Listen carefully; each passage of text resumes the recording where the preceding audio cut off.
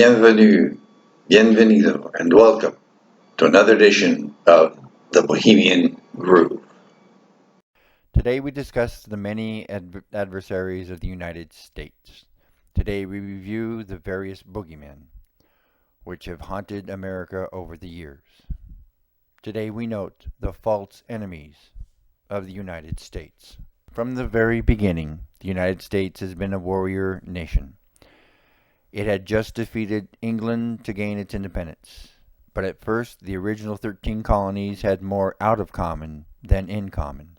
To unify such disparate viewpoints and future goals, the newly formed government knew that it needed as many uniting elements as possible. Fortunately, the then recent war of secession with England provided the necessary catalyst needed at the time. France also became an early enemy of the United States because of their involvement of sinking U.S. merchant ships in the Mediterranean and elsewhere.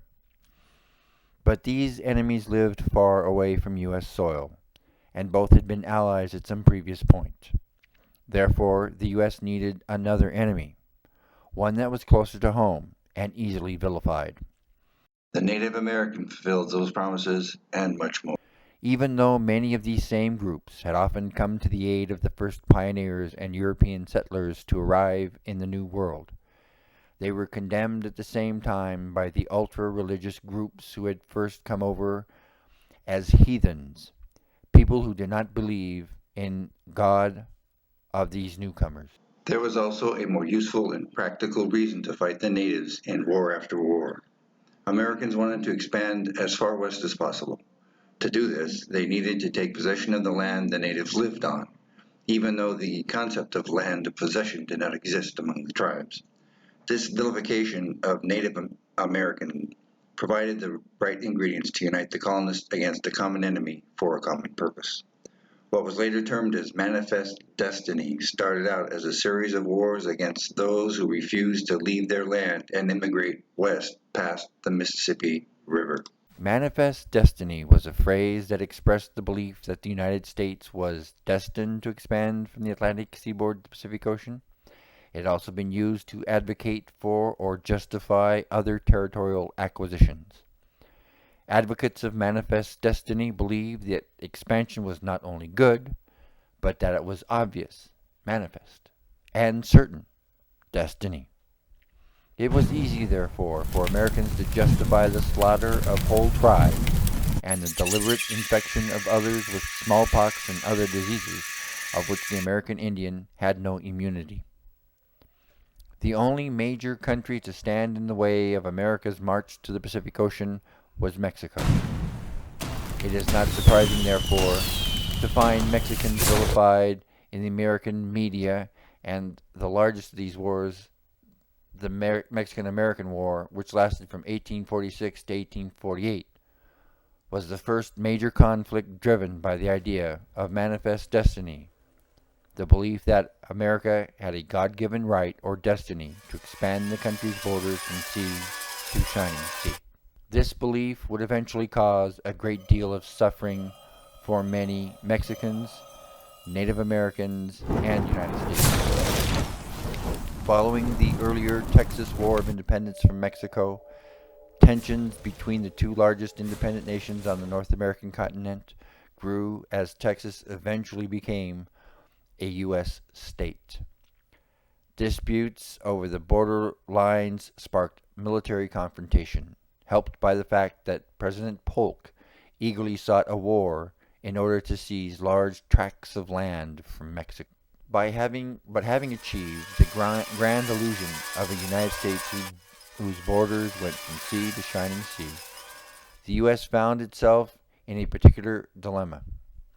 After the great cessation of territory by the Mexican government allowed the United States to link both the Pacific and Atlantic Oceans, it became obvious that the necessary boogeyman, the longed-for major enemy of the U.S., that could galvanize its people into one common cause, was no longer available. Not having any external nemesis to speak of, the U.S. decided to turn its bellicose desires inward. For years, northern states had professed a virtual slave-free social lifestyle, much to the chagrin of the southern states. To be sure, the life of the African hostage who was dragged to the U.S. through unspeakable, horrible conditions did not lead a marvelous life in the northern states, even though that person could no longer be bought and sold like a sack of potatoes or a bale of hay. The African American employment opportunities were relegated to the lowest and hardest tasks of them all, often with very little in the way of accommodations and wages. The existence of racism was just as bad in the northern states as it was in the southern states, but the outward manifestation of it was certainly not as readily available.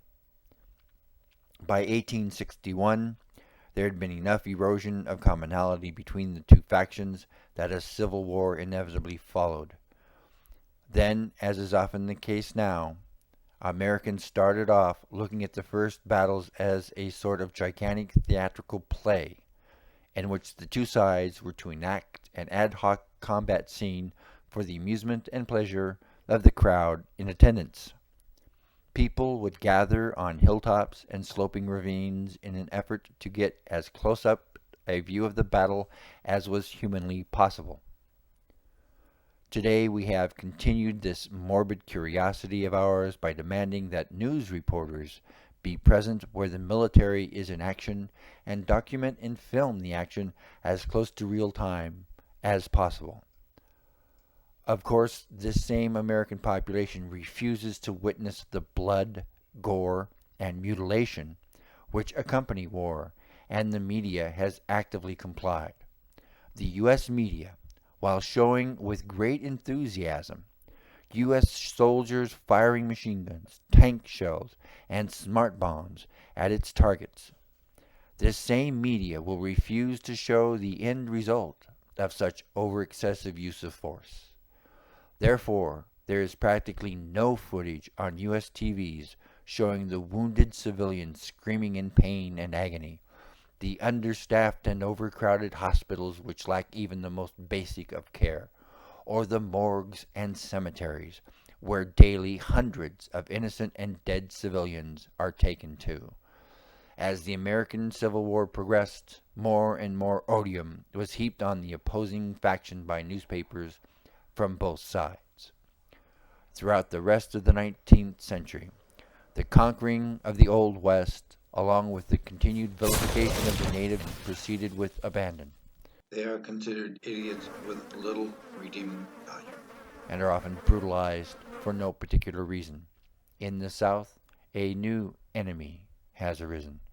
Following the defeat of the Confederate forces at Appomattox by General Ulysses S. Grant, the seething undercurrent of disgust shared by many Southerners is slowly transformed into organizations like the Ku Klux Klan.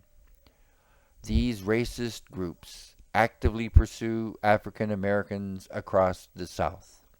Many innocent blacks are beaten, mutilated, and lynched as a result.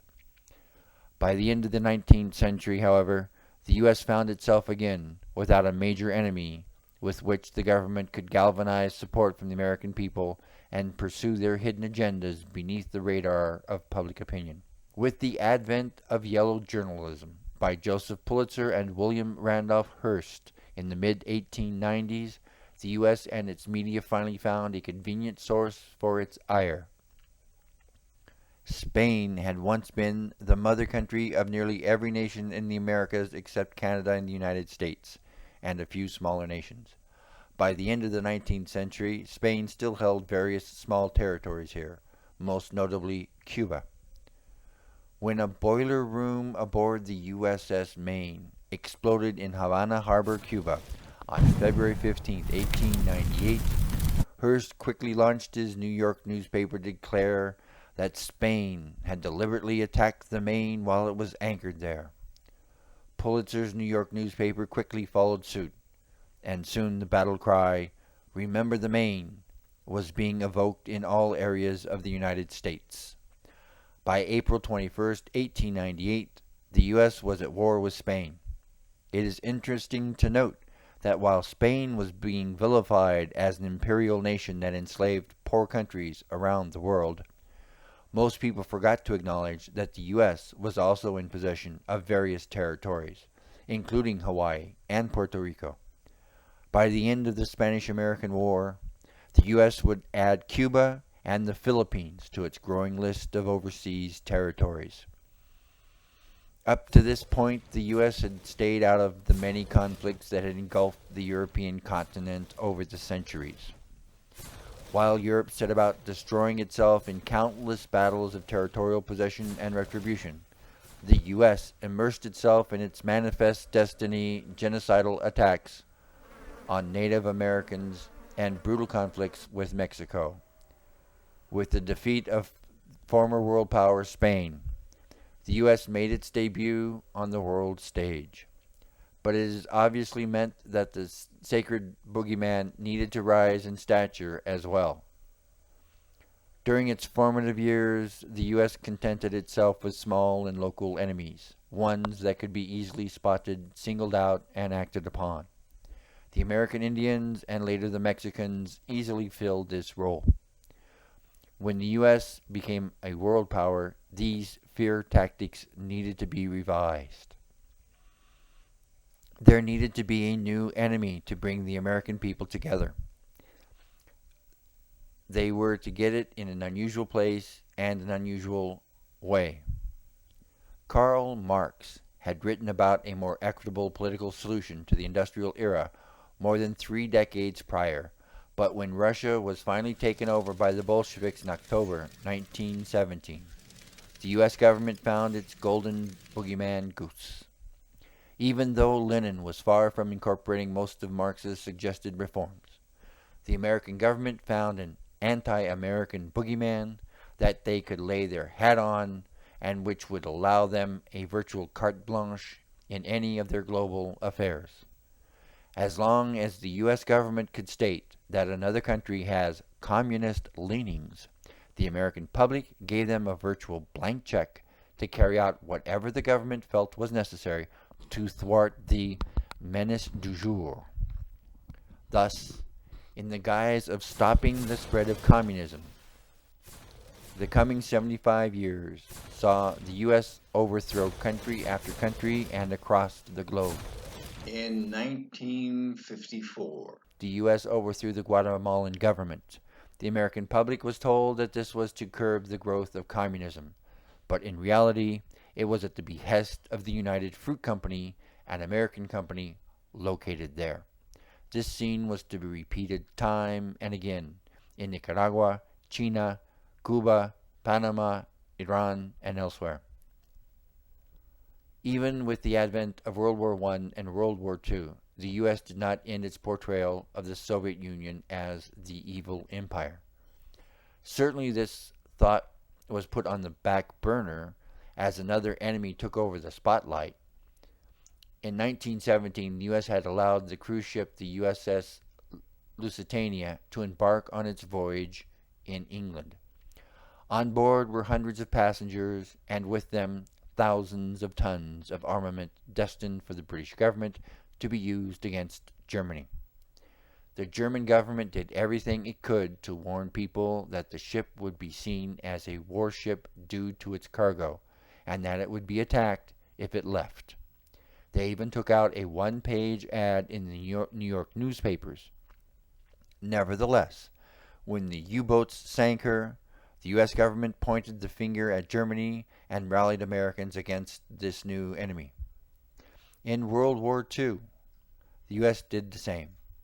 In February 1941, the U.S. sent its Pacific Fleet to a small island territory halfway to a warlike country that had recently been the recipient of an embargo that threatened its very existence. Japan realized right away that the west coast of the U.S. would be left defenseless if it took out the overreached fleet stationed at Pearl Harbor. 10 months later, Japan had achieved its goal and had destroyed nearly every boat on Oahu. At the same time, the U.S. achieved its goal of fighting a new enemy with the full consent of the U.S. population. Less than 4 years later, the same Pacific Fleet would be repositioned at San Diego where it stays today, the Pacific Fleet of the United States. After World War II, the U.S. continued to use the Soviet Union and the threat of the spread of communism to fight wars in Korea and Vietnam. The military-industrial complex was in full force, and money flowed as it never had before. But even the greatest of blank checks have to end sometime, and with the end of the Soviet Union, the U.S. suddenly found itself without its boogeyman. Enter the terrorist. It was imperative that the U.S. find an enemy that would allow it to continue its hegemonic foreign policy. Unfortunately, the U.S. had grown into a superpower of extreme stature, and there was nary a country out there that could claim to be a legitimate rival. This would not do. Without an outside threat to the American way of life, the population would start wondering why its government was so aggressive against other nations. After all, if a country can't be a threat to America, then what reason is there to topple the country's regime? Fortunately for the U.S., it had a new enemy in the wings before the Soviet Union became nothing more than a chapter in the history of mankind. In the early 1980s, the U.S. formed and funded a group of terrorists known as the Mujahideen. These were well-financed terrorists who battled the Soviet Union for nearly 10 years throughout the 80s. With the end of the Afghan war against the Soviet Union, many of these Mujahideen disbanded and went home.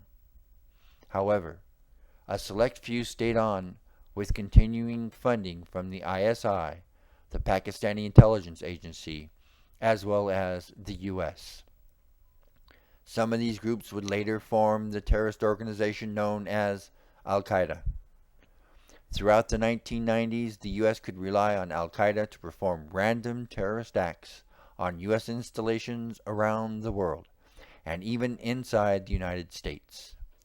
The U.S. had traded a carte blanche in the name of the Soviet Union for one equally as blank in the name of Al-Qaeda. With the 9/11 attacks, Al-Qaeda rose to the same illogical level of hatred as the Soviet Union in the 20th century.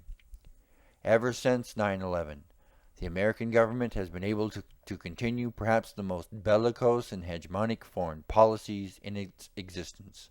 Today, the U.S. is engaged in a lost war in Afghanistan and another lost cause in Iraq. Eventually, the U.S. will have to leave both countries with its tail between its legs, but the hundreds of billions of dollars spent on them will have already been paid out to the same military-industrial complex.